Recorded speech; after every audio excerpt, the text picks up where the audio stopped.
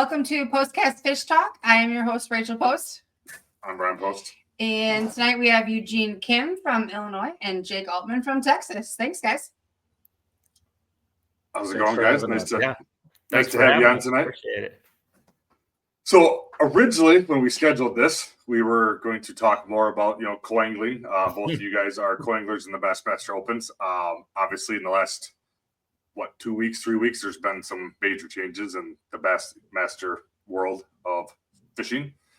What were you, Jake? I know you live right by Rayburn, or not too far from Rayburn. I'm assuming you were probably signed up for the Rayburn Open already.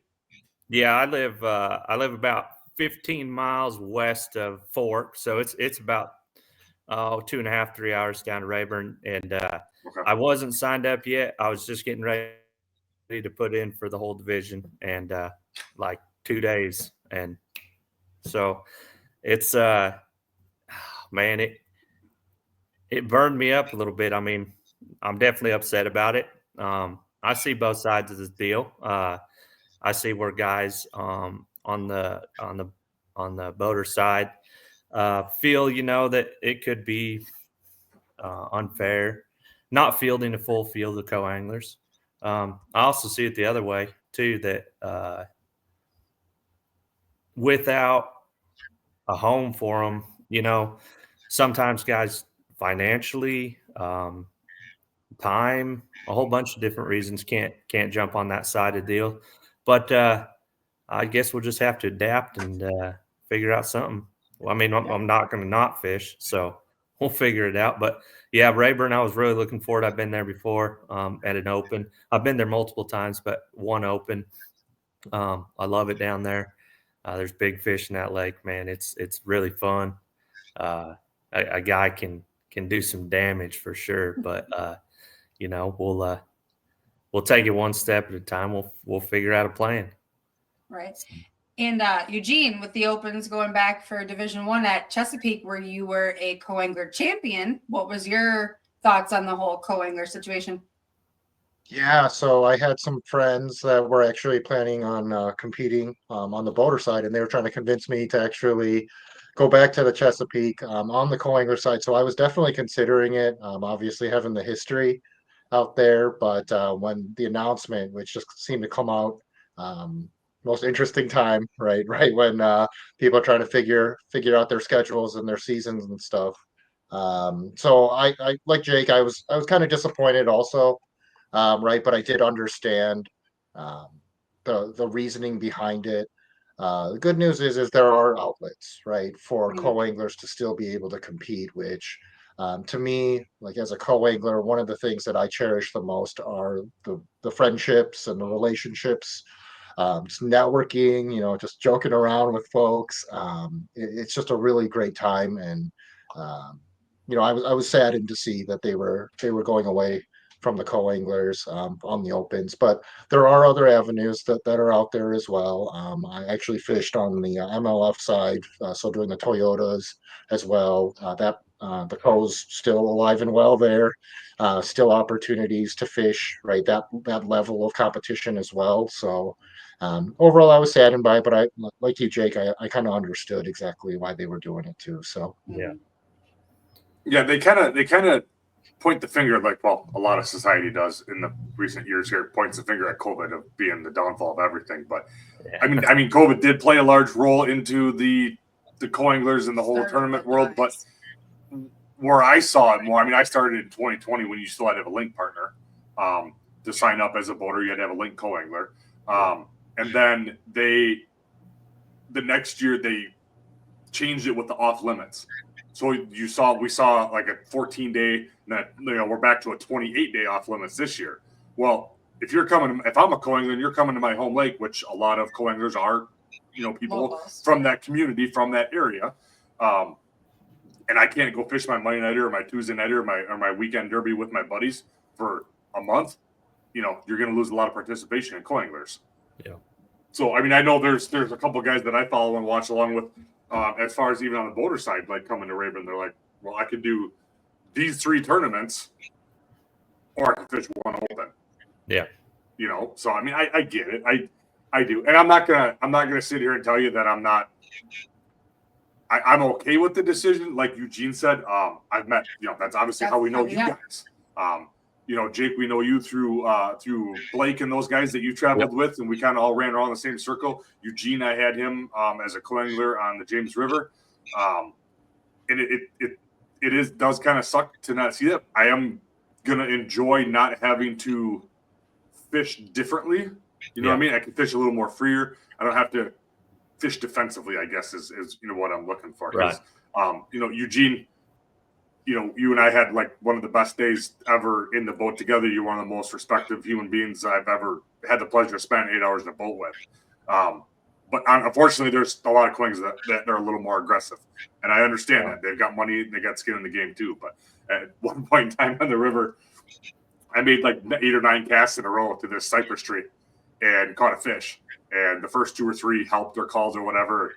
And then they weren't helping after that. And we sat power pole down. And I'm like, dude, throw right there. He's like, no, I'm not. He's like, you're going to make tomorrow. I was in top 10. I was in top 10 after day 1 and had a decent bag on day 2 there. And he's like, dude, you're going to make tomorrow. I'm like, no, I know. But like, I want you need another fish. We argued, I don't even know, what was it, 5, 6, 10 minutes about this, right? At this point in time, I'm like, oh, man, our school of fish probably pulled up the tree's going to catch a 10-pounder. But finally, he made 1 cast with his wacky wing Cinco right there, caught his fish. I'm like, all right, now we can roll on. We both got our limits. So, yeah. I think Eugene might be one of the best cheerleaders. Yeah. Absolutely. I appreciate that. I had such a blast. That was the first time for me on tidal fishery too. So I learned so much. And that was one of the other things being a just being able to watch how different folks can, they approach breaking down water, catching fish, managing fish, doing those types of things. But, as a co-angler too, we don't have as much time and money and energy invested. Nevertheless, right, we as co-anglers, right, we're spending money to travel, the entry fees too. But I think just showing respect, I think that just goes a long way, right? And from my own perspective, whenever I found myself getting aggressive in tournaments and stuff, I tend to not do well. So it's more of being that respectful and kind of relaxed kind of person. I tend to fish more naturally. I have a lot more fun with, it's not those long moments of silence in the boat where, so I had a blast fishing with you, Brian. It was great. Awesome. What were you gonna say, Jake? I lost it. Sorry, Jake. No, you're good. I think I tend to think a little bit too that as a boater as well, and I know Brian, you're so open to all fishing and everything, and even with a co and stuff, that there can be an advantage to having a co. As many people talk about the disadvantage of it, there is a touch of advantage to it too. I always try and do something different. And if I'm doing something different in the back of the boat and the boater sees that, it could potentially slingshot them too as well. Oh, now, absolutely. That happened very often, maybe not as much as the other way around, but right. But I think it will force some of those guys that maybe struggled a little bit more to really step up. Yeah, I think so. You can definitely. I'm thinking of an instance the year before on the James River, right? Mm-hmm. You talk about the tidal fishery. That was the first time I'd ever been there, and I drew a local kid that was apparently super nice kid. Had a great day in the boat with them. I mean, he was very, like you said, he was very open, and he was a hammer there. Yeah. And I think after day 1, I had 5 fish for 11 pounds, 12 pounds, and he had 3 for 11. Yeah. I mean, I asked him, the only question I asked him in the morning was, hey, I got fish on this end and I got fish on the other end. Where do I start? Yeah. Because I didn't understand the whole tide thing. He's like, start there, come this direction. I'm like, okay. And we did. And dude, he caught, I think within the first 15 minutes of the morning, he caught a 4-pounder on a frog behind me on the world's longest cast ever. Right. So then I was throwing a June bug color, because the water was staying off color, and he was throwing a green pumpkin I think it was a rage bug, and he dipped the tail in chartreuse, right? Yeah. And he's like, yeah. He goes, this water's clean. I'm like, okay, that's clean to you guys. He's like, That's yep. great. And this is And I mean, we were going, and I had this section of laydowns, and that was truly how I saw when I first saw like how much the tide, how significant it was, that bite window. Yeah. I went through there, and it was lights out. Yeah. And I came back 45 minutes later, we never got bit. But I would throw in there, and I'd catch 2-pounders. He'd make the same cast after I'd pull forward, and he'd make the same cast and catch a 3-pounder or 3.5-pounder. Yeah. And then, No, I mean, it was just unbelievable. You know, I'm not saying nothing. I'm just telling you how I fish. But, you know, I've stayed with you, and almost every open as a co-angler, I had my boat. I was there 3 days ahead. Yeah. I was gifted enough to be able to do that. And I practiced, and I practiced hard. Yes, you did. And, you know, I do feel like there was days in the boat that it did help me and my boater, Yep. you know, for that fact right there. Yep. Maybe just something a little different, a little subtle. Yeah. Yep. Just something different, you know, and because you can use that as an advantage. You know, I can give him a spot that I went and found. Mm-hmm. There's nothing that says I can't do that, you know. Yeah, I've had probably once or twice that I've drawn a local co-angler, and they're like, oh yeah, you know, I got this and that, and I've got all these areas. One thing I have found about it is that you've got that local co-angler. Well, there's probably 30 local guys that are in as co-anglers. Yeah. So most of the time, their spots are. They all got the same spots. They all got the same spots, right? But I have had a couple. The few times that I did give a spot, it had to be pretty juicy. Like, right. Because I wasn't going to say, hey, you know, I fished this deal. Let's go, run 18 miles down the river here because it's good, No, Right. if we were going to run it, like I promised them we were going to catch fish there because they were there. And so it was very rare that I ever did give one, but there's 2 or 3 times that it happened. Yeah. So. Yeah. I bet, like I said, that same thing. And there's a couple of those guys that are like, if push comes to shove and we're struggling by the end of the day, I think I got something put together here. But that, or if we get around a spot like this, like, hey, after you're done here, run over there to that whatever bluff wall, go give around that 50-yard stretch 5 minutes. Yeah. So, but yeah, it definitely can go both ways. So I know for sure. I know for a fact that one other angler helping out a potential top 10 at Santee Cooper gave him a bunch of he's like, hey, they rolled up like last minute on beds here on the end of day 2. If you make tomorrow, go check it out. Right. So no, it's I think it's more heart-wrenching than anything else, just a last minute kind of deal, like just kind of pull the cord on you. You're like, oh, well, let's restructure this plan. Right.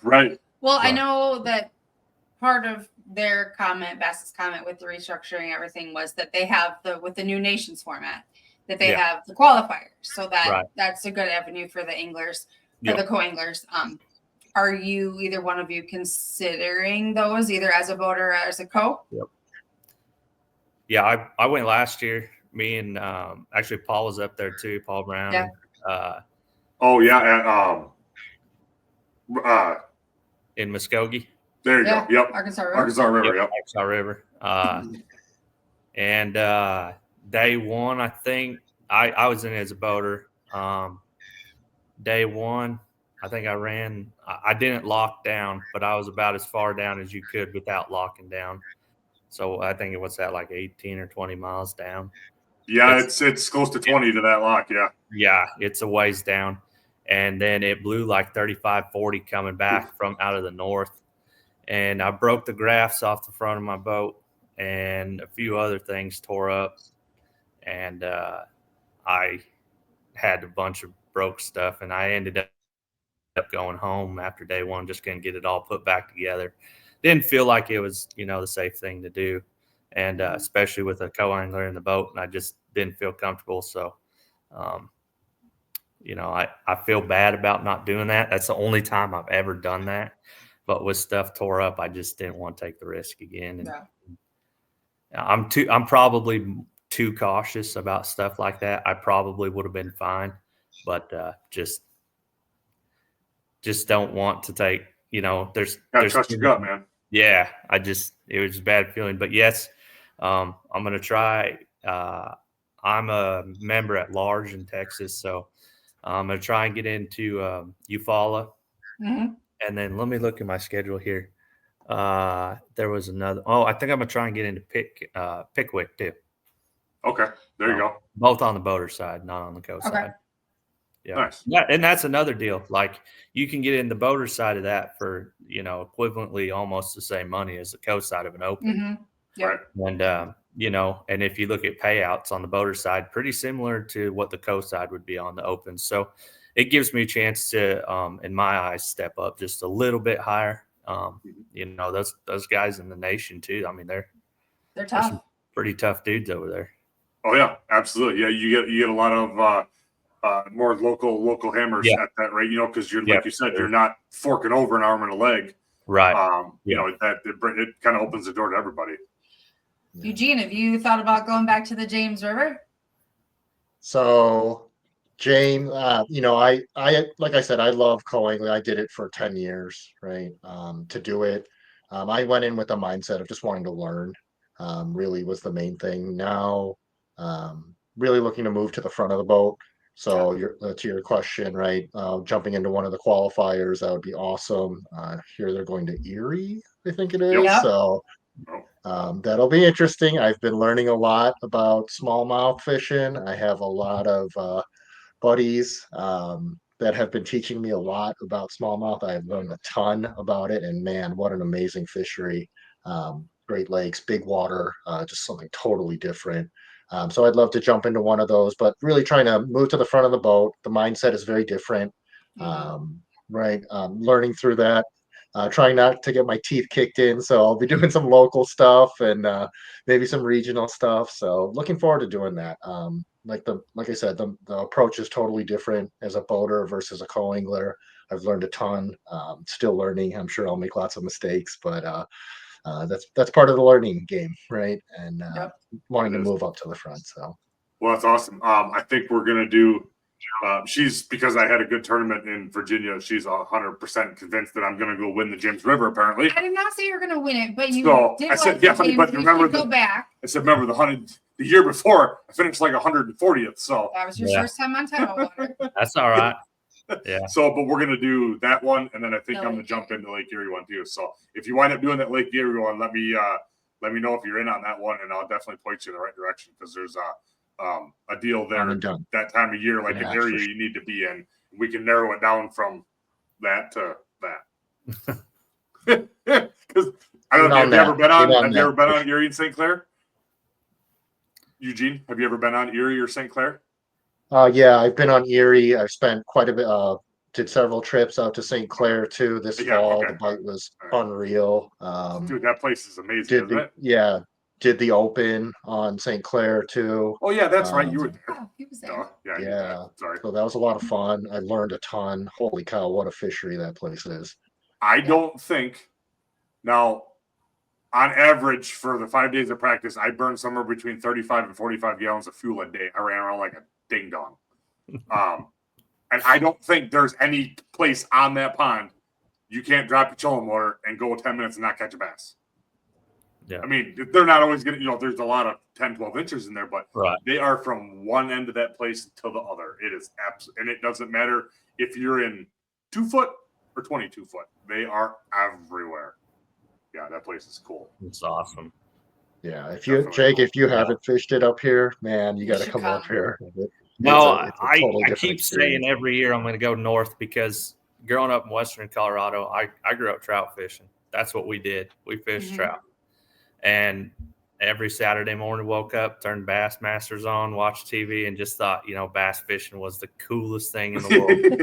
Well, we didn't get to do it, Sure. And so, it had to have been a while back. I said, you know what? I'm going to Powell and all these other lakes in Utah and Nevada and stuff. I started kind of teaching myself and started jumping in a few tournaments over there. And I fished, a couple series out of Utah and Nevada and a little bit out of Arizona and on like Havasu, Powell, those, and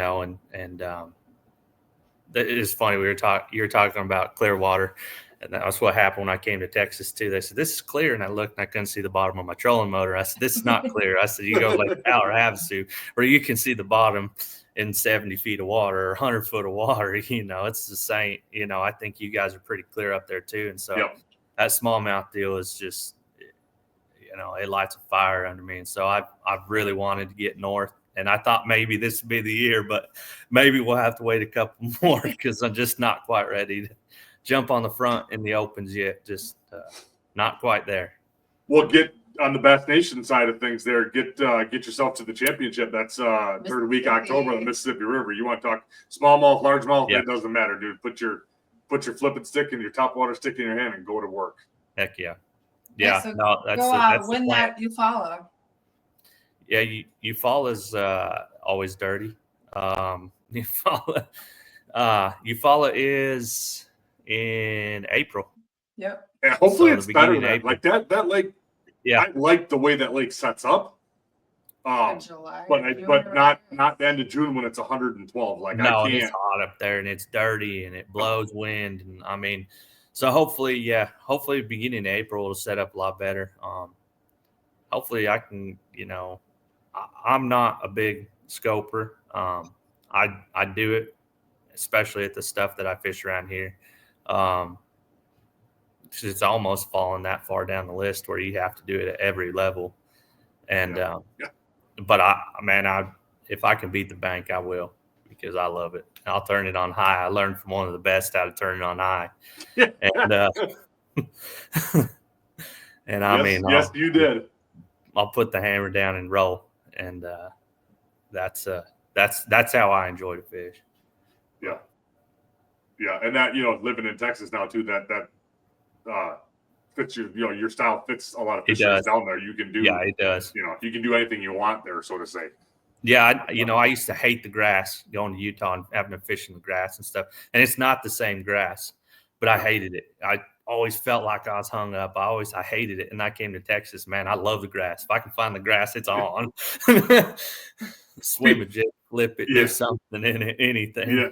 From being up here, same thing. Our lakes are all natural lakes, so we'd have grass edges, and you just go find the rock and the grass where they meet on the edge of this or a point or a turn. And I go down south on some of these reservoirs and stuff. I'm like, I come home, I tell my buddies, I'm like, man, all those guys out there fishing ledges and fishing different things, I don't know what they're looking at, because I idled for 3 days and I ain't see anything, but they're all fishing where I was idling, so I was looking in the right area, but I missed it. I'm like, I got the best of the best equipment, but I don't know what I'm looking for. Apparently, like there's nothing. It's all this nothing. Yeah. It took a lot of adapting and going from the rock and the points and all this stuff. And you still fish points, and you still, if you can find rock and stuff like that. But I'm talking, I love the grass anymore. If I can find it, I'll beat past through it. Yeah. Oh yeah. Yeah, absolutely. I'm 100% with you. And the thing is that they're there. Oh yeah. You can just do something a little different, a little subtle, more subtle than, or more aggressive than the guy that you followed through there. You can definitely trigger those good strikes in there. Yep. No, it's awesome. It definitely moved into time. I've been here almost 3 years in Texas, and it has taken my fishing to another level, like threefold. I thought I was good, and then I came down here, and I was like, you don't even know, kid. Right. It's definitely, I've had the same thing. Like, I've had success around the house and different things, and you on the road, and I had early on success in the opens. I did a top 10 and or top 12 in my second one, and then I thought, I guess for lack of a better term, slightly arrogant of me. I'm like, oh, all right, well, I'm only in the second one. I'm like, I could do this. And then the next two just got absolutely throttled. like what on earth just happened? Yeah. So basically, and then now looking back, it's like, oh yeah, I got really lucky on that one. Like, that was my time, and I couldn't mess it up. I got lucky. Like, and I accept that. It's just like that sometimes, though, too. And you have to have a little bit of that in competition bass fishing. Like, it has to be your time. Yeah, it's like you can be good. You know where to go, what to do, what to use, everything, and you can be in that spot, and the boat right behind you would slam them doing the exact same thing, and like it just was their time, So it's It's I humbling think to say the least. there's a little bit of luck too that goes into it. As much as nobody wants to hear that, there is. Yeah. I mean, this spring I fished the ABAs in Texas too, and I was hammering on them. I mean, you were killing it down there. Just the weekend, division, whatever. But I mean, I think I won 4 straight. I was going to say, didn't you win like all of them? A bunch of my Milwaukee, didn't you? Then I won, and then I won the championship, and then I won the AOI. So this year that is one other thing where the Opens kind of left me. I went ahead and entered the ABA Pro Series in Texas, so that'd be fun. So yeah, congrats, man. That's awesome. Yeah. Yeah, I mean, it was just a weekend deal, but I was pretty proud of myself. Yeah, you were killing it. Oh, yeah, we were watching along, man. Absolutely. Well, Eugene, speaking of feeling like it was their time and you couldn't mess it up with that trophy you got sitting in the background there at that championship, how was that tournament one where you felt like you had it or it just kind of fell in your lap? Or? Well, I'll be honest with that one. So like I said, I fished a lot of MLF, like Toyota Series, doing the BFL type stuff. And then I'd been doing that probably for a while. And then recently a good friend of mine, Frank Williams, he was really trying, he was telling me, hey, come fish the Opens, you would love it and stuff. And fished it. First 2 events, they were terrible events for me, but I got out of my comfort zone, right? Fishing different types of water that I had never fished before, learning from others. The format played really well in the Opens, the 3 fish. It made it a little bit easier on the Toyota Series. It is 5 fish on the co-angler side. So a little bit more work on that. I mean, I had no idea. Like the first day, I didn't even know where I stood in the standings because I was so used to just kind of getting my teeth kicked in a little bit on the Opens. So I was just like, all right, I'm not even going to pay attention. I'm just going to learn, have fun, Then second day, I realized that I had a pretty good bag relative to kind of the first day.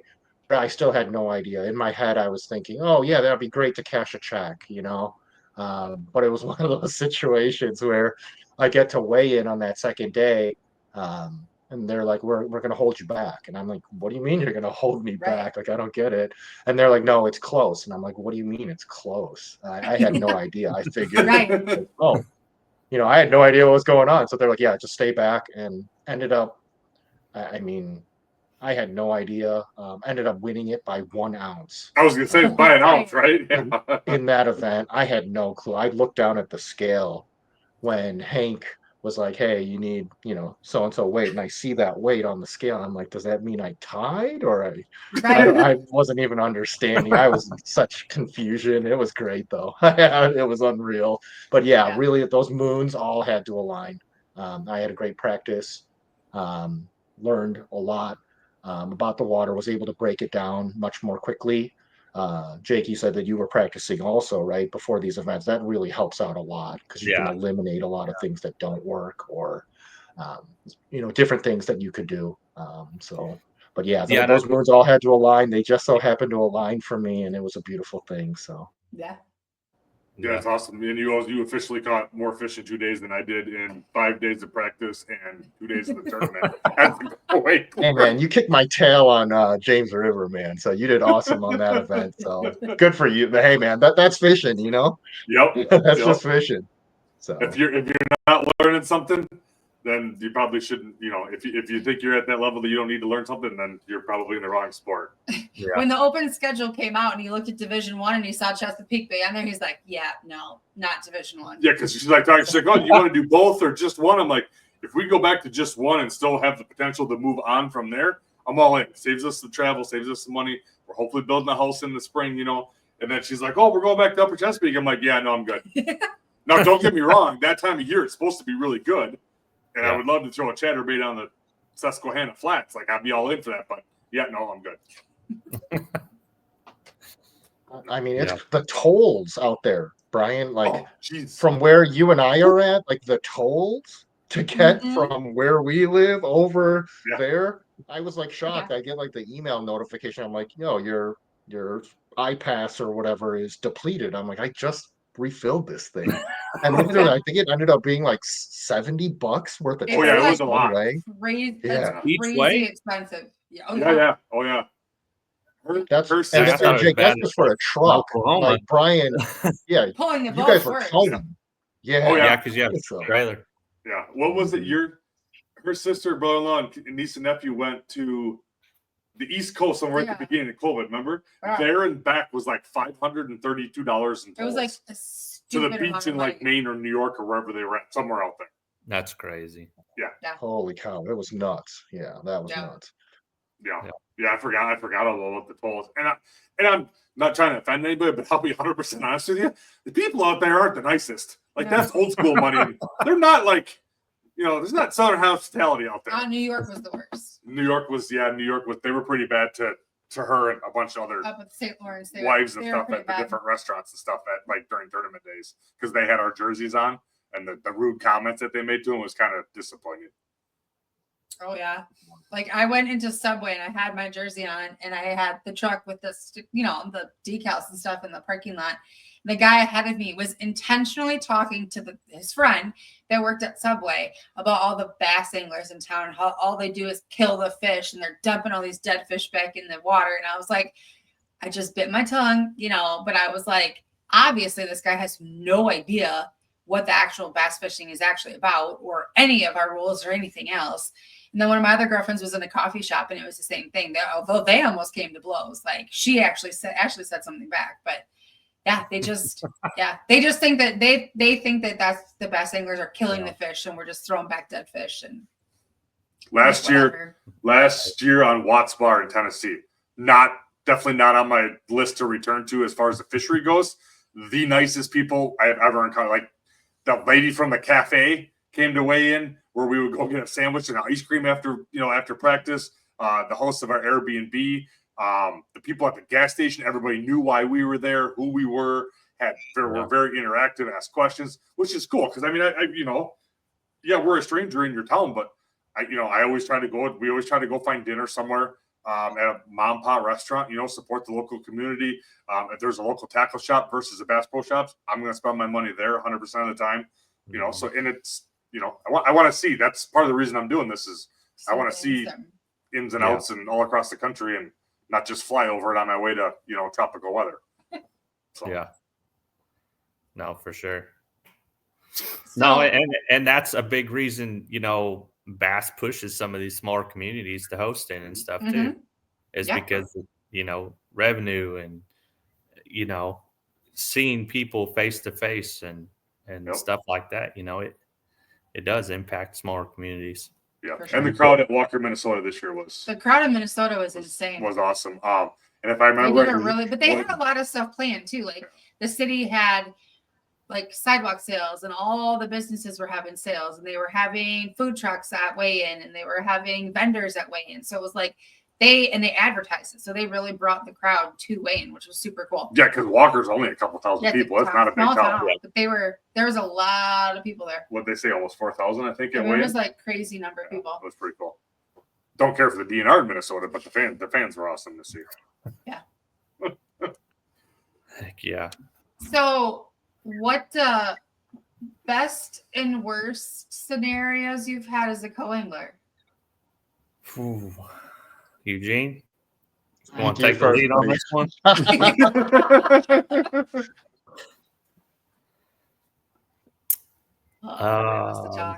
I think the worst would be, and I'm not going into names. No. Not well known, but I was on Rayburn and did fairly good day one. Was with a phenomenal guy who actually lives about 30 miles down the road from me. And I'll tell you who he was. That was James Nigmeyer. I drew him day one. Great guy. Awesome. James is a nice guy. Yeah. Learned a ton from him. Seen a bunch of the reservoir that I didn't know. Different techniques. He really broke me into that lake. And just a great person. And then day two was like 306, not 180, man. I mean, and it was blowing day two. A little scary out there anyway, and you get out across, Rayburn, and it can be rough. And was in a boat that was not maybe capable of that water, and caught a 5-pounder first fish. Couldn't get the live wells to work. So I was bucking water into the live wells early in the day. Caught like a 2, maybe a 1.5-pounder. And by that time, like, I'm scrambling because we're not keeping water in the wells. And this is 11 o'clock in the morning. And just a pretty rough experience. I mean, to the point where I was holding on the side of the boat. And I've been in some fast boats. I've been in some, pretty big water. And I was almost scared for my life. Like, oh, wow. Not fun. Not fun at all. I'll say I've drawn some really, really great guys. That's really hard one to narrow it down to being one of my favorite days or best guys I've ever met. When we were in Ozark, I guess one of the funner days I was on was with Kyle. I was gonna say, I know where this one's going. Especially when he grabbed a glide and he got up there. We got on them rock faces, and I mean, I think he slammed 2. I don't even remember, were they 2 7-pounders or 2 8-pounders within 50 feet of each other. Yeah. What are the chances that you draw the person that you're housing with for the week? I know. As your boater, crazy. Especially somebody like Kyle. Yeah, and Kyle, he's a wild man. He was screaming at the top of his lungs, and it set up right for him. He slammed him that day, and super happy for him. I'd say one of the other super great times outside of James, like I said, I drew Bradley Hallman at Cherokee in Tennessee, and was super excited to be there because we were fishing for smallmouth anyway, and also just another super guy, by the end of the day, it's unreal that you could go down the bank with a guy and he'd be like, throw there, and just bam, throw there, bam, just pretty cool. Pretty cool. Yep. I'd say that those were some of my highlights and favorite, times. And then I try and erase the bad one because it was frightful. That's crazy. I couldn't do the Coinger thing just based on that because I've been in all sorts of different water, and I got some of one of my team partner that I fish around here with. If we go, his boat's nice enough. It's not, mine's newer, mine's faster, whatever. Right. But like even when mine wasn't, like we take mine because I'm driving. Yeah, because I know I'm going to get there and back. Yeah, I'm probably more along the same lines as you, Brian. I know when I can get in it, I know when I need to get out of it, and I like to have control. So. Yep. What about you, Eugene? For me, again, not naming names, a lot of interesting experiences with boats. Overall, I've had nothing but really awesome boaters. Fished 60, 70 of these events, and oh wow, just had fantastic boaters, like all around. Even the ones that weren't fantastic, it was just quiet, right? Nothing negative. I've been very fortunate with that. But there was one situation on a certain river, Brian, that I know that you know well. You mentioned it earlier, over in La Crosse, and a boater that I drew, he hadn't run from where we were taking off from, so he would be practicing and just dropping in at some of the other ramps and stuff, just to fish it more efficiently. So there's that chute right out of the French right Island past Slough chute. yeah, that one, and it's super neat. There's probably what I think 20, it's like not 12 even feet. 20 yards. Yeah, it's not. Like the opening's like 12 or 15 feet on the top end. Okay, yeah. I mean, it's tiny, right? And if Yeah. you miss it, there is a gigantic wing dam. Thankfully, my boater, like he hadn't run the water, so he didn't have any tracks to follow and stuff. And so he had no idea, and he went wide on that chute, and we were barreling headlong into that wing dam. And thankfully, he saw it, and he was able to, you know, come off pad. He had to actually throw it in reverse, right? And if he hadn't have done that, like we would have been in some serious, trouble. But thankfully, that I'd say was the only time I've ever almost considered, hey, asking my boater, hey, would you just take me back? Like literally, it was that we were that close to it. But at the end of the day, it was fine. I don't. I'm glad he saw it. So that was what was important. But I mean, it can get a little crazy. Yeah. As far as I actually took 15 years ago, I took out a lower unit in the fall, going through the opening, like the wing dam was sticking out of water, 3 feet on both sides, and I went through the chute. I went down through it, no problem. Or no, I can't. Yeah, I went down through it, no problem. I come back up 2 hours later in the opening where I'd just gone. I mean, clearly it was the only opening there was. Everything else out of water, and took out a lower unit. Yeah. Just dropped that much. Yep, and caught the bottom of whatever. A rock slid off the side, or I'm not really sure how I did what I did, but yeah. So yeah, that one's that body. There's a whole configuration of them right there. You got to kind of go around the barrel, between two of them, and then down, and yeah.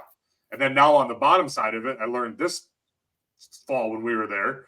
I was coming up, and there was a pontoon coming through there. Well, he's moving like 30. I'm moving about 70 coming up through there. So I stopped because he was close to me. I was like, well, I'm like, this is going to be bad if I keep it in the, keep the throttle going. So I stopped. Yeah, blew it right in the mud bar.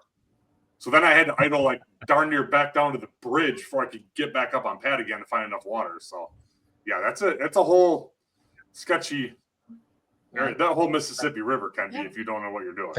You got lucky then. Yeah. Oh, very. And so, as far as that goes, but he was super gracious. He was very apologetic. And I said, hey, you know what? It all happens. So we were good after that. And thankfully, that was probably the worst story. And it wasn't crazy. I mean, granted, he was able to see it and stuff. But man, that body of water, it eats lower units. I fished there on the boater side in the Great Lakes. And, I kissed a couple wing dams myself. Thankfully, I was going very slow. So, my glass guy got a little bit of work from me. But other than that, as far as like cool stories, I mean, like Jake was saying, a lot of opportunities to fish with some really amazing people. One that I would call out that was super cool was drawing Dion Hibden. On Lake of the Ozarks. And that was super cool. We had such a great time. It wasn't even like we weren't like catching the fire out of him or anything, but we just had such a great time. He was telling stories about growing up as a Hibden and all that. And I'm just like, man, that is so cool. And I'm just like sitting there. And what was really cool is Brian and Rachel, I know that my wife Amy travels with me as well, and I'm very fortunate that I have her and she travels with me. But what was cool is when we were helping Dion put his boat back on the trailer, my wife she also loves fishing a lot too, and she's just like, Dion, can I jump in with you? And he's just like, yeah, jump on in, right? And then my wife just like pretended like she won the Bassmaster Classic as I was and he still remembers this to this day. So I called him last year because I was at the Classic and I saw his pennant from when he won the Classic, and I called him and he's just like, your wife's gonna win a Bassmaster Classic before you will, right? So it was such a cool experience, and it was cool for my wife to be able to, Amy, to get engaged with it. She loves the sport too. I mean, it was just a really, really cool thing, and but a lot of great memories, a lot of great boaters. I mean, too many to list, to be totally honest, but that was one that definitely stood out, and that was pretty cool. And it's good to hear that positivity out of both of you. Yeah, there's going to be bad experiences. It sounds like they weren't, they were minimal. They weren't, They could have been worse. Yeah, they could have been worse. But what I'm saying is that they've got far more good ones than they do bad ones. Right. So I mean that renews your hope in humanity and in the sport of fishing with all the current drama going on and all of the he says and she says, and everybody's out to get everybody, and and I get it. Everybody owns their own business, so to say, when it comes to fishing, and you have to do what's best for you. But like I always tell everybody, I'm traveling and fishing at this level because I want to compete against people that are better than me, so that I can become better, and I want to see places I've never been. I love what's around the next corner. Hey, I haven't been there. Heck yeah, I'm in. Everybody's like, oh, this schedule sucks because of this, or this one's great because of that. I don't care. Let me know when I'm supposed to be there, and let's go. If it's a tough fishery, great. I'll try to figure it out. If it's a slugfest, well, maybe I can catch the biggest fish I've ever caught, the biggest bag I've ever caught. So that's why I really enjoy doing these. Yeah. I love just meeting the people. I mean, you guys are one of them. Some of my best friends I met through the Opens. I was just going to say, I think we probably have more friends from away from here than we do actually at home now, just from meeting all the people that we've met. I would say we probably have more friends, distance friends, than we do local friends at this point. Yeah, this is the same. Like, if I want to call any of my buddies, well, most of them are in South Louisiana. So, but Blake. Blake. Oh man, I miss that crew, man. Christ, those guys are something else. Yeah. I miss him a lot. I talked to him. It's been a few months ago. He was down red fishing, and he said, "Come on, let's go. Come on, get in tonight. Just jump in your truck. Come on." I was like, "Dude, it's 11 o'clock at night." I mean, I would, because I want to come fish with you, and but I'm trying to get him to come visit while we're at Rayburn, so we'll see. I was just thinking about that, Rayburn. I was so excited to come, and I might just have to pull my boat down there, and we could go be a camera crew or something. Yes. And go get some shots or something, because I love the body water. I'm excited to fish in the spring. The two times I've been there have been both summer, fall. I'm excited for the spring. Fall can be dynamite though. Look at the year I was there is when Logan had he had 32 pounds. 32 something, day 2. So I'm just hammered them, and that it's just, it holds big fish. It really does. And they're there all the time. It's just, where are you going to find them at? And hopefully, last week with Christmas week, we got 6 inches of rain here. So like my ponds and stuff in my pastures, they're full. And so I think Tawakoni right here is the Sabine River. It's kind of the start of it. And usually when it's rolling the dam, all of that water, I think, don't get me wrong, I want to think that it goes, it's either Toledo or Rayburn. So heads that direction up. Yeah. Well, the Sabine. So we got a lot of water up here, and so hopefully it'll be full, man. Hopefully you can go pound on them. That would be awesome. So, I'm definitely looking forward to it. It'll probably be below 0 when we leave here. So right. Yeah, and that's what, end of February. So we leave on the 8th, actually. You'll probably be I bet you 60s. So I'll take it. Upper 50s, low 60s. We leave on the 8th. We leave here. We leave on February 8th. Our practice February 9th. I better get my button gear. Like my boat's. You have like a month from today before we leave. I better get going then, because my boat's got like my ice fishing gear, some rods, a deer rifle, a hunting, some blueprints, some miscellaneous stuff that was in the way that I just put up there for the winter time. All right. Well, no ice fishing. Obviously, I would assume Eugene does some ice fishing. Yes. No. So I'm like the complete opposite of where like my geography is. So I really didn't fish like big water, like smallmouth, right? When I told people I was like living near Chicago, they're like, "Oh, you must fish for smallmouth." I'm like, "No, actually I didn't up until like the last couple of years." Same goes with ice fishing. I have some friends that I have a good buddy of mine, Steven. He's been trying to twist my arm into doing some ice fishing. Part of it is like, like I'm always down to try, right? Like it's fishing, it's winter cabin fever and all that kind of stuff. It's definitely setting in on me. So Jake, I'm super jealous that you guys have bodies of water like Rayburn and. Don't be too jealous. My boat's been covered for a month. Oh, well, mine's been winterized for now, at least 2 months now, and it probably will stay that way for another 3-4 months, something like that. So, but yeah, with the ice fishing, like I'm excited to do it, but I know myself too, and I think all of us, like tournament fishermen and anglers, I think they're all kind of tackle junkies. I don't know. I think that's just common. So I know that I'm going to go totally off the deep end if I get in. I'm going to have the 10-person shanty and the sled and all this stuff. So I'm trying to kind of ease myself into ice fishing. There goes the pants again. Well, Jake, from Colorado, so I'm assuming you have ice fish. Yeah, used to ice fish a ton. Loved it. Did a lot of it with my dad and some good friends. Even younger, we used to go to probably 2 ice fishing derbies a year. Nice. It was a blast. I do miss it a little bit. My kids were right before we left. We took them a couple times, but they didn't think it was that exciting. They were to answer a question, Eugene. So we got a local tackle shop. They haven't made this for whatever reason. He hasn't made this jig in 5 years. They're the tungsten left side. They're the little tungsten ice fishing jigs. Oh yeah. They blowers too. Yeah, I bought the whole card. Yeah, so my son and I were down there on Christmas Eve or the couple of days before that getting some stuff for my dad, miscellaneous things for my dad for Christmas.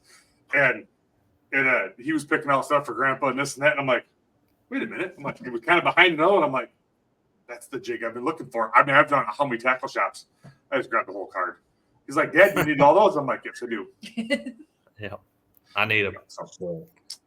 So it's the same way. Yes, we are tackle junkies. It's I've got rods, reels. My dad was out just a little pond here a couple miles north of the house last Saturday, and it was really, really cold out. Wind chill was bad.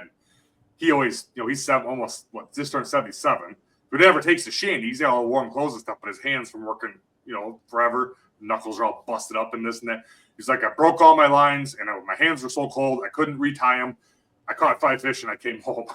The part that I think is kind of cool, we took the high school kids out a couple years ago. My daughters decided for 1 year that they were going to join the ice fishing club at the high school. So we took out a group of them because they take coaches or whatever and have a couple groups. So we took the big tent. We had my 2, one of their best friends, and another one of the girls. And of course, 3 of them had to ditch out and leave to go to basketball practice, so they didn't stay as long. Only my one daughter stayed the whole time. I just think it's cool because you catch multiple species of fish. Yeah. So, I mean, they're catching bass, they're catching bluegill, they're catching, so it's kind of cool. And actually my daughter that stayed the whole time, she finally gave up the tent and she was out hole to hole with him. I left with the other ones and she ended up having one because they do them all online. It's all online by measurement. And she ended up having one of the bigger ones in the tournament. She had the biggest one in the state. That's a fish donkey. Yeah. That's awesome. I think that's kind of cool because they can fish for anything. You're not targeting anything specific. Yeah. So it's kind of cool. And the investment too is far less. I mean, for $5 in jigs, $3 in wax worms, $20 in a rod, probably $100 in an auger. Or most of the time, if it's warm out, you can find an open hole. You don't need that. You don't need the boat. You don't need we don't really need the fancy boats and the 25,000 rods and baits, everything else. But like Eugene said, the 10-person tent and the heater. Yeah. I've got one. Yeah, we got one of those. And LCD refrigerator. You never know, right? Fireplace, whatever. They have now. What we pay in one graph for our boats. Right. Yeah. Right. We used to take my buddies have the old Lowrances with the local mapping on them and stuff like that. We've got them mounted to the handlebars on the 4-wheelers for the lake map, so you can drive around with the internal GPS on them. What was it you were having Lexi use? Because she figured that thing out pretty easy. Oh, a Vexlar flasher. Oh yeah. She was sitting and she was watching. And she could tell what her bait was. And she was getting a kick out of it. Yeah. I remember fishing with one of those that was. The neighbor got a new boat, and that's where I learned to bass fish. My dad, we'd go fishing. We'd fish for whatever was biting. Right. Then if he had to work, I'd go with the neighbor up the road. Well, that's all he did was fish for bass. So that's where I kind of got the bug for the tournament fishing. And we had just a flasher out in the front. I remember jigging walleyes on the river below a bridge pylon, with the old flasher and learning how to read it and this and that. And that was all we had. And then our boat was the boat was a 1962 Alumacraft, and the motor was a 1960 15-horse Sea King. Man, she floated. She floated. That's all it needed. That's all, man. We caught so many stinking fish out of that boat. It was awesome. Yep. And you take that back to right now too. There's guys out there that's all they need. Yeah. You could put them in that boat and they'd still go hammer them. Yep. Yeah, and it was a little freer time because you didn't have to worry about. You just took it wherever. I mean, if you missed the dock and you hit the rock, it's fine. Yeah. Remember one time we took it. We had it in Canada. We had 3 of us there in Canada. We're fishing. We're jigging for walleyes. And me and 2 buddies were like, "Man, it really sounds like running water. Like, what is that?" And we're looking this, and my dad and I think it was my dad and my brother and somebody else were in another boat, and they come over by us, and God, what in the heck is that noise? Like, what's going on? And I had taken this boat, took it, and I took a torch to it, and I cut everything out. And I took it to the local weld shop, had them weld it all up, put a front deck in it. We had an aerated live well. I put a floor in it. We had bilge pumps. I mean, we were big pimping. Borrowed the neighbor's 25 horse so we could do 15 miles an hour. And so we go to take off, and the guy in the back starts the motor. Turns the throttle, and the boat shifts. We kind of forgot the flotation. Yeah, it was a hole in the bow of the boat. What we were hearing was when I put it on the trailer, I missed the roller and I punctured a hole, and it was right below the water line. Oh, yeah, she almost came over the top of the battery. Needless to say, we made a beeline for shore until we could get her bailed out. And then that was the first day in Canada. So a tube of silicone caulk and a couple of cedar shims and a hammer to kind of pop it back out. And I caulked it and shimmed it. Man, we fished 7 days in Canada out of that boat. No problem. Heck yes. You guys are like the MacGyver. Like you'd be the one I'd want on my survival team, right? Because otherwise I'd just be like, no, we're just fishing from the bank. It's just the year before that, we borrowed a buddy of my roommate, and we took his grandpa's boat, which was it was a 16-foot something, had a full windshield and like a 40 horse with a steering wheel. I mean, we really thought we were cool. And he had rolling in. We get up there, we go fishing the first day, like, man, this trolling motor doesn't work for what the heck? It was wired backwards, so it was actually spinning backwards. So once we got the foot pedal rewired correctly, right? So we get that all figured out. We go ripping across the lake 25 miles an hour. I mean, we weren't there an hour. Hit a stump, knocked the transducer off back of the boat. So that night, I had a kitchen fork or a kitchen knife. Oh no! And a jig and a hacksaw, and I made a new bracket and bolted it back through the back of the boat to hold the transducer on for the rest of the week. And then I think like 2 days later, we knocked it off again, and then. If we couldn't touch the bottom with the end of the rod, then we were deeper than we needed to be. You were good. Yeah. But those were the days, and you just Canada spoils you. I mean, it's. Yeah. I remember going to that one lake the first year I was up there with the guy I worked with, and went down in this one. He's like, "Yeah, we're gonna go just drag Texas rig craws for smallmouth," and I mean, we only went 250 yards in 6 hours. And I think we had 80 apiece, and like 60 apiece were over 18 inches. I mean, it's just unbelievable. You have to wait, throw the anchor out when we caught one. Fan cast, pick the anchor up, drift 20 feet, do it again. It was unreal. That's spoils awesome. Yeah. Definitely. Then Brian, are y'all going to? I didn't even look at it. Are you going to Florida? No. No. This is probably the first time in handful of years, huh? So it's rumored, take it or leave it. It's rumored that that'll be one of the next 3 that it's going to be Okeechobee was it Okeechobee or Harris? Okeechobee and Gunnersville.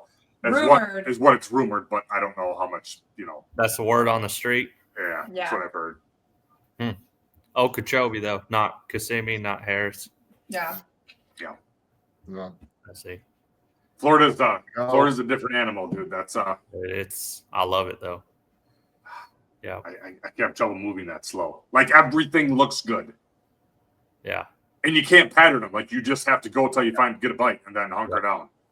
I pick up almost the same 2 things every time, and Blake could get mad at me, but I throw a Texas rig and he'd be frogging the whole time. And damn, why is that? It just Yep. It's too loud. Yeah. But I enjoy going down there. Yeah, I like it. I definitely. I mean, it's cool. Yeah. But yeah, it's everything looks good, and that's Everything. one of those things where 90% of the fish are in 10% of the water. That definitely holds true there.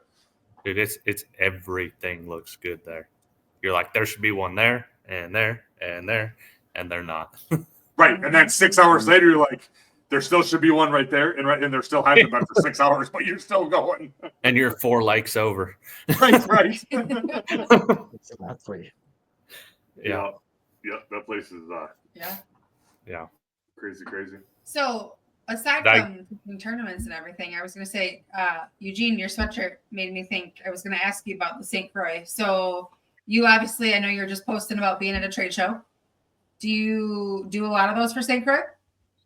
So yeah, actually, I've been a St. Croix guy like all my life, and actually, with the win at Chesapeake, that's what really opened the door. They've been such a great partner to work with. They're just unreal. Great company. Right, believes in the same things, believes in their products, believes in their customers, and that to me was a really big deal. So yeah, I'll do a lot of the local shows. So we have one here in the Chicago suburbs that's actually coming up in like 2 or 3 weeks. The Chicagoland Sport Fishing and Outdoor Show. So I'll be there working with one of our distributor partners there of St. Croix Rods. So come out and see us over there. I'm also just finalizing plans to do the Classic again. Yes, I was this just going to ask. spring. We will be there. So Jake, you're close by coming up to the Classic? Yeah, not like you guys not working. But I'll probably come visit. Yeah, I'm gonna try. That's all. I have found that working. It was last year. We got there and she's like, "Here's your allowance for the Classic." She gave me $1,000. I thought, heck yeah. I spent $25 on a He hat. worked the whole time at John Suckup's booth for the Save More Outdoors. He was selling the rods while he was in there, and he never left. Was supposed to make an appearance at Miller Tech, and he did. I made more of an appearance at Miller Tech than he did, but yeah, he never went to spend any of his money. I was like, perfect. So you can just work the whole Classic again this year. I'll just take the money this time. Yeah, she wanted it back afterwards. I'm like, no, I'm gonna put that in my. Yeah, no, I didn't get it. Yeah. For sure. We'll come see us. He'll be working. I'll be. Heather and Paul, I think, are coming up too. Paul and Heather are going to stay with us. So I think Heather and I will be on a shopping spree while he's working. So imagine that. That's like every tournament. Heather and Rachel are on a shopping spree. Hey, look, I got 2 more pairs of shoes today because I didn't have 27,000 pairs at home. Hey, Brian. The truck always comes back with more stuff than when we left. Hey, Brian, where's your truck and trailer? Oh, Rachel's not back from shopping yet. We're just staying here at the dock for a little bit. For sure. Oh, come on. I never just leave him sitting there. The mosquitoes are getting bad. It's getting dark and scared. That's awesome. I'm always there. Yeah, most of the I sometimes bring the truck back with no gas. Oh my God, it drives me nuts. We're in the middle of nowhere. It's 30 miles back to the house. It's 28 miles to the local nearest gas station, and we've got 34 miles to eat. Yeah. And I'm like, honey, how many, you went an hour and a half into the big city today, right? Yeah. I'm like, they didn't have any diesel stations there? Well, I was in a hurry to come back and get you. I'm like, I'll wait 5 minutes. Get some fuel, please. Yeah. It's funny. Yeah. We've had some over there like, hey, love you to death. Take the truck, do whatever, have fun. I hope you're enjoying yourself, but bring this stinking thing back. And if you're going grocery shopping, I already have it in the truck when you pick me up. I don't want to go sit in the truck for a half hour, wait for you to go through the grocery store or walk through the grocery store with you. I'm wore out and I want to go to bed. Nope, I'm out of that deal because the times I've stayed with you, she does the cooking. So this is true. I can't. Yeah, I can only complain because I'm married to her. So this is true. Yeah. Oh yeah. What was that? Ouachita, man. Between her and Heather Cripes, we ate like flipping kings, didn't we? Oh man. Yeah, I felt bad. I was like, man, I need to cook or I need to do something. No, you just fish. I was like, all right. That was a brutal cold tournament, dude. Oh, that was goodness. miserable. That Eugene, it was freezing cold in Arkansas, Ice. and we get to go Ice. back to Arkansas again when it's going to be cold. Yeah, It that's was- right. We'll be there in February. Yeah. Like we walked out that one morning, and the boats were covered in frost and ice and everything. And it rained. It was like 34 degrees and rain for 3 days straight. That was I'm from the north in the cold, and it didn't get It was above cold. 6 Yeah. today. I was fine. Yeah, Paul called me like the second or third day of practice, like 1 o'clock. I'm hunkered under a tree on shore trying to eat my peanut butter and jelly sandwich. And he calls me, he's like, dude, I can't do it anymore. I'm going home and take a shower. I'm like, oh, thank God, I'll see you at the boat ramp. I wasn't going to be the first one, but I'm headed in. It was cold for like another day after that too, because I think I got there that night Yeah. and it still froze that night, and all the Yeah. lids were froze. And then the next morning when we kicked all the boats in, it warmed up finally, I think. Yep. Yeah, and then Championship Saturday was like 22 degrees or something crazy with the wind blowing. Yeah. Remember, it was Real really cold. bad because everybody's line was freezing to their guides, and That was the place we stayed right there on that river. yeah. You had to Yes. pull up that hill and you turn back around into the house. It was like Eugene, it was like a cliff to get up to our house, and it was like a 1-lane. Nice. It was an impressive fire drill. Let's put that. We had it down to a science. Well, It and we probably, Eugene, it probably should have took one boat and trailer, and we had 3 of them. parked- and and- Heather's car. And, Right. what's his faces? Yeah. Oh, and Hayes. Hayes, Yeah, yeah, so we had Hayes, 2 that's- extra Yeah, and Hayes vehicles. rolled in late, right Yeah. before it started. Yeah. So there was 2 extra vehicles and 3 trucks with trailers. Yeah. It was tight. Oh, she It was was really nice. interesting. And the thing is if you went a foot off the driveway, it was straight off a cliff. Yeah. Like straight down. Like you looked out, the Yikes. river was probably only 50 feet away, but it was like Straight down. 60 feet below Just you. a straight drop. Yeah. Yikes. Yeah, So we're that's back. where you always check with the host and say, hey, can you park 3 trucks and boats? Oh, yeah, no problem. And then you roll up and you're like, well, you might have space to fit them, but how are you going to maneuver around? Yeah. That's the problem. You had to U-turn go up the hill, back, and I U-turned in next to the house there.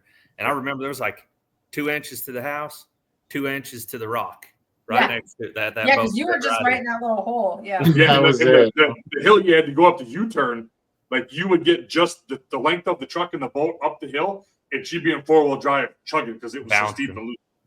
Yeah. Well, it was great, man. I'm Yikes. telling you, this was, yeah. But it was a Yeah, nice we- place. I mean, it was Really nice cool place. and it was nice, and we had Yeah, a good been time. perfect if you're just vacation and not trying Oh, to yeah. pull a rig anywhere. But Or just one Yeah. rig. Yeah. I think that on the co-angler aspect of it might not be so bad when you just roll up with your car and your rods and you don't have to worry about that. I think So that would be the one benefit, I think, to the coast is you don't have to deal with all Yeah. of that. whenever I went to Florida, I always don't usually take my boat down there just because I don't want to drag it that far. And usually, I think the last time I was there, I stayed with Blake and Drew and them guys, and I just jumped in with Blake and we practiced. So, That was the weekend. That was the week you partied at our house. that's right. Yeah, we were there. And you guys had a full house too, because you had We did. You We had and John. And, John. yeah. Paul, Kyle. Yeah. all of them. Yeah. Yeah. That was, that night got a little out of hand too. Yeah, I drove them 2 home, and we gave I up at heard what, about the highway, the interstate 3:30 stop. 3:30 or 4 a.m. when we finally ran out of beer. yeah, Yeah, like Jake had his flatbed truck, and that was the night I killed myself trying to get on the back of his truck Yeah, too. she fell off of it. And she wasn't drinking. It wasn't. Yeah, she quit a long time ago. That's awesome. Yeah. Nice. So I will say like stuff like that, like being able to Yeah, hang out with everybody. that's fun. That makes it fun. Yep. Yeah, those are Yeah. good times. Yeah. That's it. I think that's what I say in the like the camaraderie and the being around and the friendships and stuff like that. I think that's what will hurt me the most. Mhm. I'm a competitor. I have that in my heart. I go down here for $50 on a Thursday night and I want to win. Like, Darn right. Hell But- yeah. and I'm going to do whatever I can to win, not within, everything, but, the friendships and stuff like that I've made across the country is just, it's unbelievable, and Yeah. and I'm not gonna lose it like that. Like I said, I probably will bring my boat down to Rayburn. We'll go take some pictures, Brian. We'll just and watch weigh-ins and talk to guys that I ain't seen since last year, and stuff like that. Just to have that friendship still, but that's more than what I'll miss of the deal. So all right, so both of you just need to get on the front of the boat, and you need to get your schedules worked out so you can get off practice time, and you need to jump back in these opens as a boater. Well, I got I call her my sugar mama. She's the boss lady, and I just do a little bit of everything. I'll do dirt work, and then I go in the shop and I build spurs, and then I'll ride colts and do whatever else, and that. And she keeps us pretty constant. So my time is not the problem. We just we got to figure out that deal. Maybe pick up a little help, and I think it's a doable deal. Maybe not this year. Maybe I'm looking at maybe 26. Maybe we can jump in that deal, but. It's it. I mean, Brian, Eugene, you both know it. I mean, it's planning, and it's not plan it in a month. It's a year. Definitely. It needs to. It takes a lot, and then it's with families and businesses and all the responsibilities of home. It's ever evolving, changing, planning, and replanning, and last minute. Oh crap! Now what do I do? Yeah, replanning again. So absolutely. Yep. Yeah.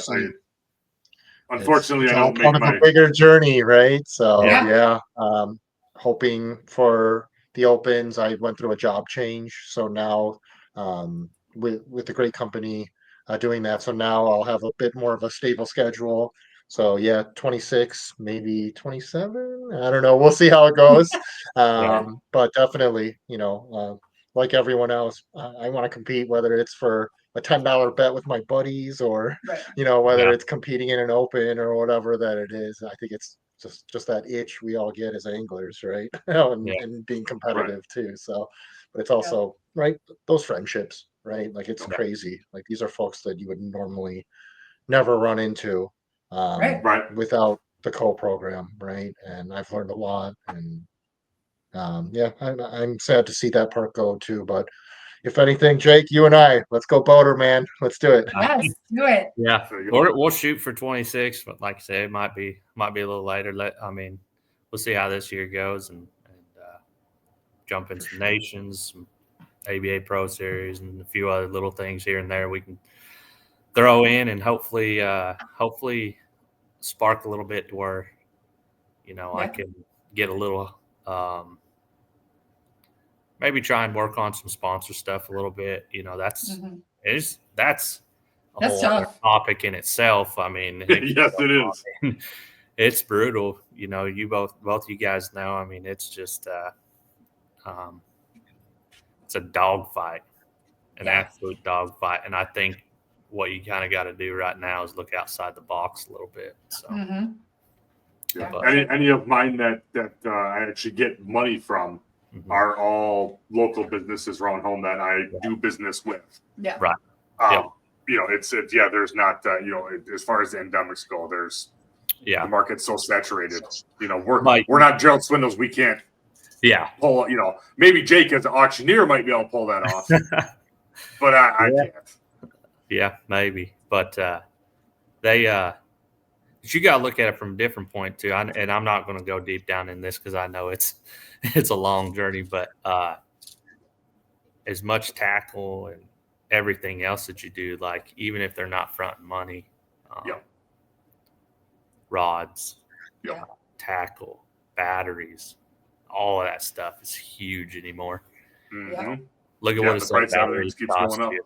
Look at what a graph will cost you, and you're talking like a 10 or a 12-inch graph. I mean, it's crazy expensive anymore. So the little things add up in a hurry. And little kids at home, my kids both play travel sports.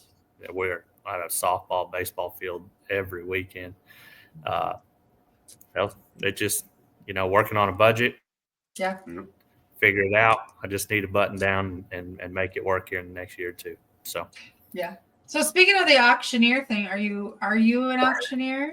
I was an auctioneer. So when I lived in Colorado, a good friend of mine kind of took me under his wing. I started ringmanning for him. He sold cars. And when I moved back to the Western Slope, where my wife's family's from, I went to work selling in a sale barn. I sold in there for 5 or 6 years, selling cows every day. Even when I moved to Texas, I still flew back to sell bull sales and stuff in the spring. But I haven't sold a sale in 2 years. So, but you really want to just give me some? I think we I was about about it all to say, day. you gotta Like, give we us, want to hear you gotta this. you drop us something here, Jay. I thought in Florida we went through this, didn't we? We might have, but remember, we ran out of beer at 4 a.m. So I don't remember it, but I do remember the topic. I remember you coming out because after I saw your email, I was like, wait a second. Yeah, I think I need to get him to do it for me. Yeah, so I guess I don't Texas was a little different when I came down here. You have to have a Texas auctioneer's license. Kind of like a real estate license. Colorado wasn't like that. It's hit or miss on states, but yeah, so I haven't sold in 2 years. Well, let's just Did you pretend miss you're it? selling something right now. Pretend we're selling something. Yeah, right. Yeah, right. Let's sell Brian. Let's auction him off. Brian. Yeah. Let's know by the The head. Or opening by bid's got to be a mill, right? by the head or by the pound, which way you want to go? Oh gosh. There's a lot more pounds. There's a lot of pounds. Let's go there. Go the pounds. You can Yeah.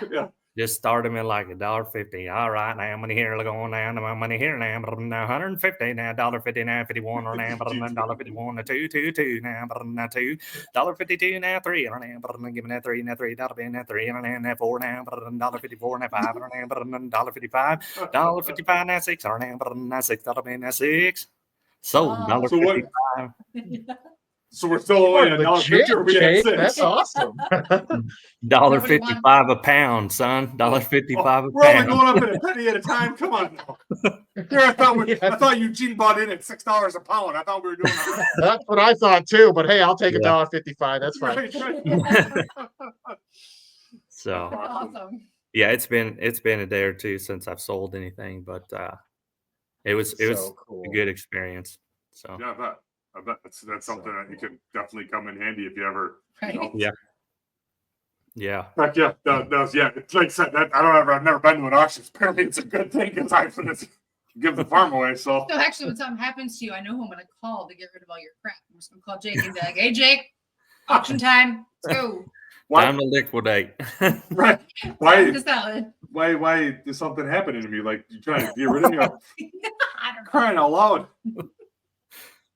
I'm just saying, if something happened to you, I know how to get rid of your stuff. There was a when before, not if. It was when.